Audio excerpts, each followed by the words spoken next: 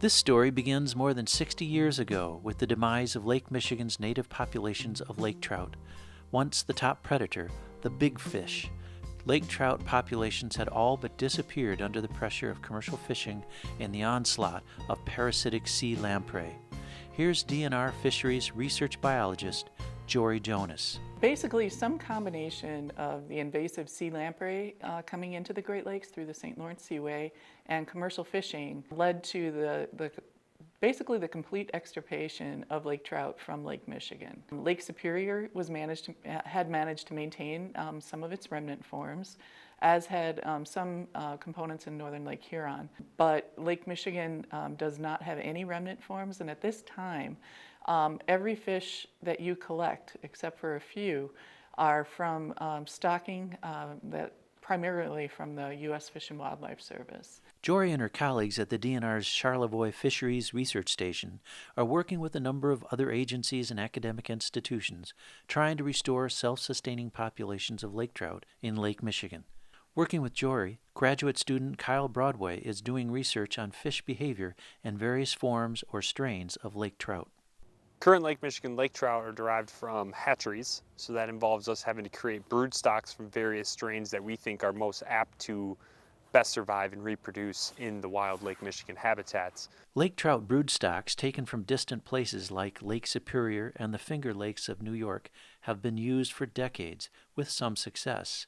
But a new chapter in this story may be unfolding with the recent discovery of a special, self-sustaining population of lake trout in Antrim County's Elk Lake.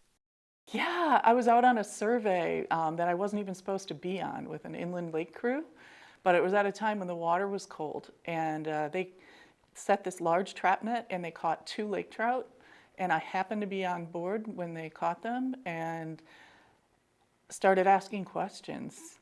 Like they looked like something different, and I wanted to know why they were there and who they were.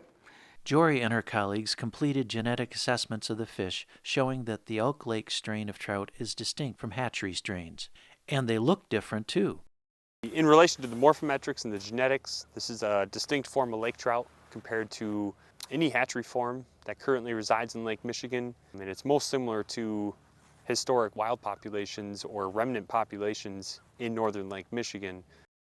We've spent a number of years really struggling with how to get lake trout back and functioning on their own. We had believed that there were no longer remnant forms in the Lake Michigan basin, and the neat thing here is that we found one in an inland lake that's not the stone's throw away from Lake Michigan proper or Grand Traverse Bay. Making this discovery even more interesting is the behavior of this population of lake trout. Kyle's research indicates that Elk Lake's trout want the water cold, considerably colder than other trout currently being stocked in Lake Michigan.